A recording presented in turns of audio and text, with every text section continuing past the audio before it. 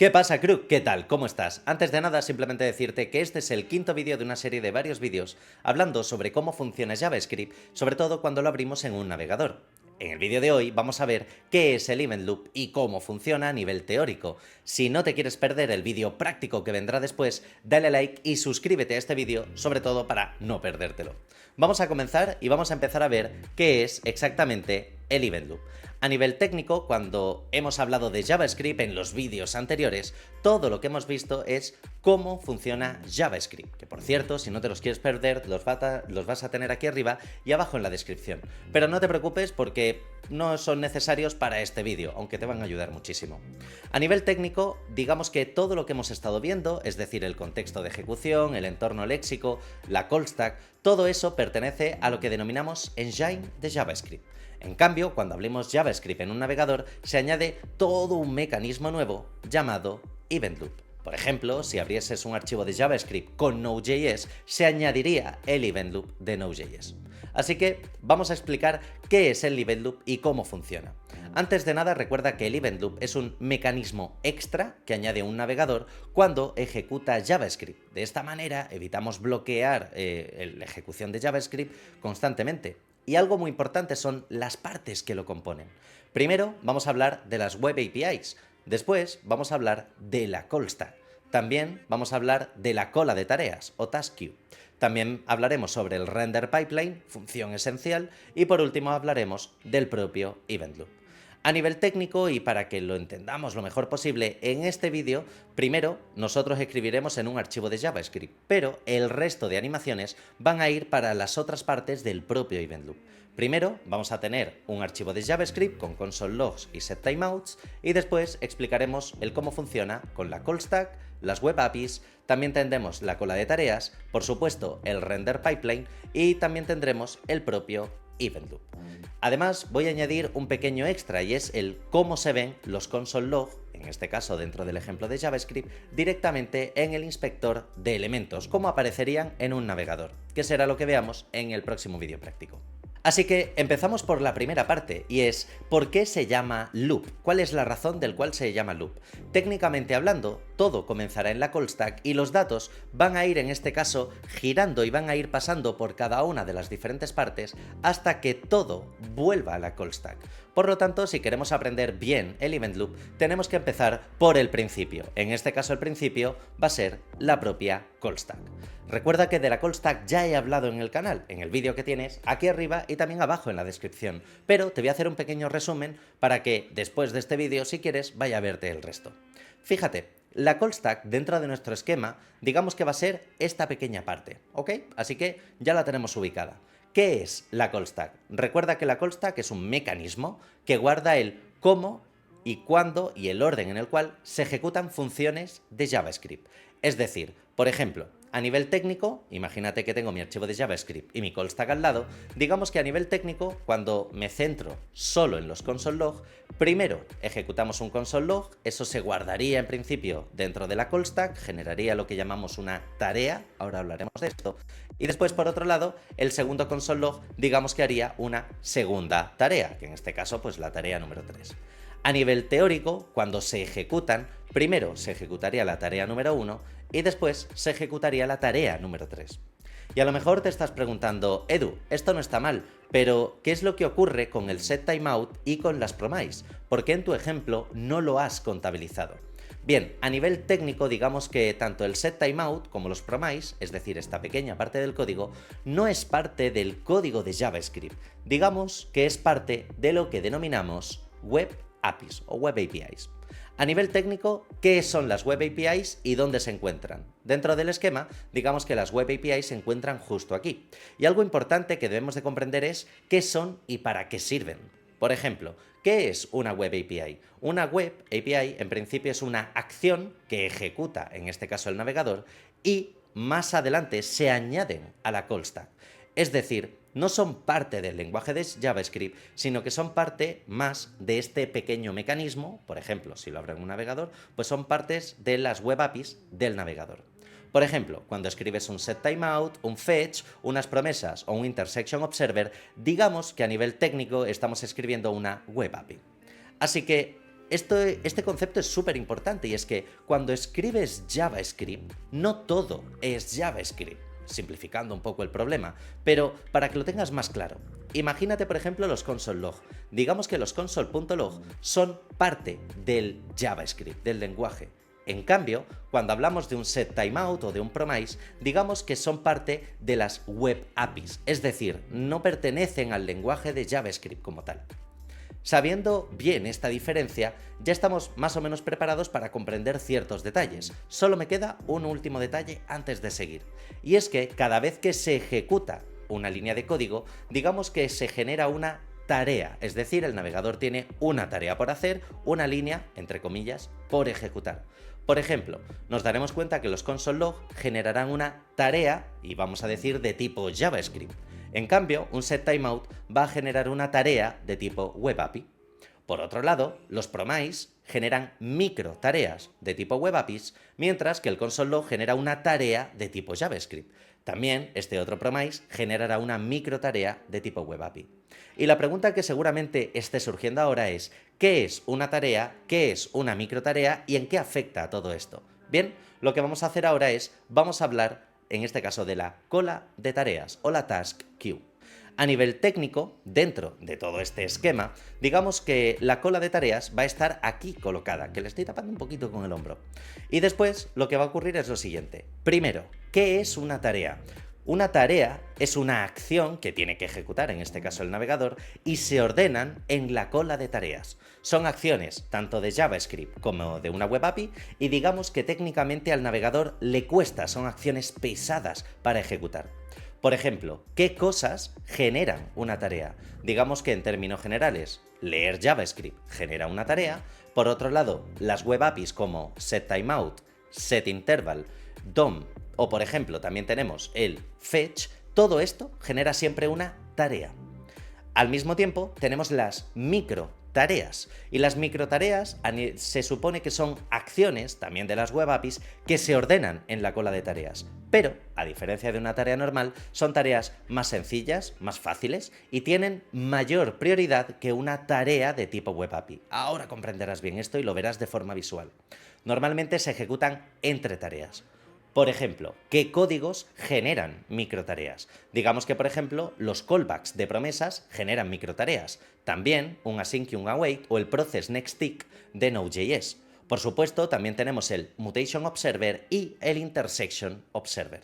Así que, sabiendo lo que es una tarea y una microtarea, vamos a ver dónde se ordenan. Y es que se ordenan en la llamada cola de tareas o task queue. Técnicamente hablando, la cola de tareas guarda y ordena todas las tareas y microtareas. Es decir, dentro de nuestro esquema, digamos que este último bloquecito blanco es, en este caso, donde se guardan tanto las tareas como microtareas. Y esto es esencial, porque ya no solo es importante dónde se guardan, sino también el orden, cuál es la prioridad de todas las tareas. Así que vamos a hablar en este caso de cuál es la prioridad. Recuerda, siempre la prioridad máxima son tareas de JavaScript. Después tendremos las microtareas de las web APIs. Y después tendremos las tareas de las web APIs. Dicho de otro modo, primero los datos se van a guardar en las tareas de JavaScript, es decir, la tarea 1 y la tarea 3 se guardan, por ejemplo, en la call stack. En cambio, digamos que la tarea de la web API se guarda dentro de la cola de tareas y las microtareas tienen mayor prioridad, es decir, que se guardan antes que la tarea de tipo web API. Este es el punto esencial. Para que lo tengas claro y junto con el código de JavaScript al lado, vamos a verlo. ¿Cómo se ordenan todas estas tareas? Bien, vamos a suponer que tenemos el mismo código de antes. A nivel técnico, primero se ejecutará el console log de tarea 1 y esto genera una tarea que se guardará en la call stack. Por otro lado, el setTimeout genera una tarea de tipo web API. Entonces, como es una tarea de tipo web API, se ordenará en la cola de tareas. Después tenemos una promesa que genera una microtarea y es más importante, tiene mayor prioridad que la tarea, en este caso del setTimeout. Este console log generará otra tarea, en este caso una tarea que se guarda en la call stack de tipo JavaScript, y después el siguiente promise genera otra microtarea, la cual tiene mayor prioridad que la tarea de tipo web API. Así que, ya que lo tenemos todo organizado, fíjate lo que va a pasar en el inspector de elementos. Primero, aparecerá el console log de la tarea 1. Después, aparecerá el console log de la tarea número 3. Después, aparecerá el console log de la microtarea 1, de la microtarea número 2 y de la tarea número 2. Es decir, todo este orden que se ha seguido a nivel interno del event loop se ejecuta de esta manera. Y aquí es donde está la clave. De hecho, aquí podría parar el vídeo. Pero lo realmente importante es lo que va a venir ahora, y es en qué orden se ejecuta todo esto. Digamos que a nivel técnico, todo esto se ejecuta mediante el render pipeline. Es decir, ahora veremos que el render pipeline, que dentro del esquema digamos que está en esta pequeña parte de aquí, el render pipeline es quien controla el tiempo de cuándo y cómo se actualizan cambios en el navegador. Por ejemplo, vamos a suponer que en la cola de tareas tengo una tarea que modifica el DOM, es decir, la web API de DOM, y vamos a definir que esta tarea se guarda directamente dentro del propio render pipeline. Lo que ocurre ahora es que primero se han recopilado toda la información y los cambios de la página, si es que los hay. Después, el render pipeline lo que va a hacer es generar, en este caso, y construir el modelo de representación de la página. Es decir, va a generar el nuevo DOM, el nuevo Shadow DOM, las imágenes, los estilos, lo va a preparar todo. Y a la hora de prepararlo todo, lo siguiente que va a hacer es crear una imagen en pantalla, crear un frame de pantalla. Este frame después se enviará al propio navegador, que será quien muestre esa imagen, es decir, cómo va a quedar la web después de ese cambio. La parte más importante del render pipeline es cómo crear una imagen en pantalla, y es aquí donde llega lo esencial. Esta imagen en pantalla, este frame, técnicamente tiene que durar menos de 16,67 milisegundos. Es decir, que se tienen que poder crear 60 frames por segundo, 60 imágenes por segundo. Y a la hora de crear esta imagen pasan varias cosas. La primera es que primero se determina la geometría y forma y tamaño de los elementos, lo que habitualmente hablábamos como el box model. Por otro lado, después se aplican estilos de tipo CSS. Después se asigna un color a cada uno de los píxeles y después lo que hacemos es aplicar efectos gráficos extra, como podrían ser sombras, bordes redondeados o, por ejemplo, la propiedad de transform. Esto es muy importante porque cuando ya hablé en el canal sobre cómo escribir las propiedades de CSS, vídeo que tienes por aquí arriba y abajo en la descripción, no lo decía porque me gusta y me lo invento, sino porque ese orden está basado en cómo se gestiona y cómo se crea una imagen por pantalla, para que nuestro orden de CSS también ayude, o no es que ayude, pero nos ayude a organizarnos en base a cómo se crea una imagen por pantalla. Así que vamos a ver el orden del render pipeline. Primero tenemos la ejecución de JavaScript, el cual ve que hay un console log y esto genera una tarea de JavaScript directamente en la call stack. Por otro lado, tenemos un setTimeout, lo cual genera una tarea de tipo web API, y al ser de tipo web API, esta se guardará en la cola de tareas. Después tenemos un promise. Este promise generará, en este caso, una microtarea de tipo web API que se organizará en la cola de tareas. El segundo console log lo que hará será generar una tarea de JavaScript que se guarda en la call stack, y después tenemos un promise que lo que hace es guardar una micro tarea que es de tipo web API en la cola de tareas. Ahora que ya lo tenemos, primero se ejecutará en este caso la tarea número 1, después se ejecutará la tarea número 3, después se ejecutará la microtarea 1 que pasará al render pipeline, después la microtarea 2 pasará al render pipeline y por último la tarea 2 pasará también al render pipeline. Y ya solo nos queda que todas estas tareas y microtareas que están aquí vuelvan de nuevo a la call stack. ¿Esto cómo se consigue? Bueno, a nivel técnico, digamos que ahora sí que sí, vamos a ver el event loop. Dentro de todo nuestro esquema, el event loop digamos que sería este bloquecito que tenemos justo ahí. Y algo importante es qué es y para qué sirve. Al comienzo del vídeo dije que el event loop es un mecanismo, pero, y eso es verdad, pero ahora vamos a entrar un poquito más en detalle. El event loop lo que hace es gestionar las tareas y microtareas generadas tanto por JavaScript como por las propias web APIs. Y lo que hace es añadir esas tareas que están en el render pipeline a la call stack. Es decir, comprueba si hay tarea pendientes en la cola de tareas, si hay una tarea o microtarea la añadirá a la call stack, el tiempo que tarda en añadirla, digamos que eso lo define el render pipeline, y por último, si no hay ninguna tarea pendiente, simplemente se queda a la espera de que ocurra algo. Así que a nivel técnico, y ahora sí que sí tenemos el ejemplo final, digamos que cuando vemos un primer console log se genera una tarea de JavaScript que se guarda en la call stack.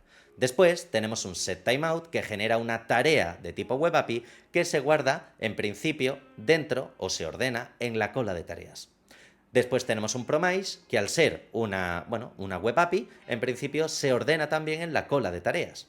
Después tenemos un console log que genera una tarea, en este caso dentro de la propia call stack, y por último tenemos una promesa que al ser de tipo web API se ordena dentro de esta cola de tareas. Cuando ya tenemos esto, a nivel técnico, primero se va a ejecutar la tarea número 1 y aparecerá por consola, y después se ejecutará la tarea número 3 y aparecerá por consola. Y aquí es donde viene el punto clave, porque si la microtarea o la tarea afectan al DOM, es decir, afectan a cómo se va a visualizar, en este caso, el propio navegador, pues pasarían al render pipeline y el event loop lo añadiría directamente a la call stack, ejecutándola y apareciendo por consola. La microtarea 2 pasaría al render pipeline, quien define el tiempo, y el event loop lo añade directamente a la propia call stack y se ejecutaría en el inspector de elementos. Y por último, la tarea número 2 pasaría al render pipeline, que dictaría el tiempo de ejecución, el event loop lo añade y por último aparecería por consola. Todo esto es lo que denominamos el loop, y de aquí el ejemplo de event loop, cómo funciona y qué es lo que hace. Es algo bastante importante y bastante interesante que sepas cómo funciona el event loop, por una razón muy sencilla. Al final, nosotros estamos escribiendo código de JavaScript constantemente y ejecutándolo siempre desde el propio navegador. Y muchas veces el orden en el cual escribimos las cosas en JavaScript no son exactamente iguales que el orden en el cual aparecen. Esta es la razón del event loop. Pero no te preocupes porque este es el vídeo teórico y el vídeo práctico será el siguiente. Por lo tanto, haz clic aquí en mi cara para suscribirte por aquí, te aparecerá un vídeo que seguramente te interese y por aquí te aparecerá otro vídeo que va a recomendarte YouTube exclusivamente para ti. Así que espero que este vídeo te haya gustado, te haya servido. Un saludo y hasta la próxima. Chao, Crook.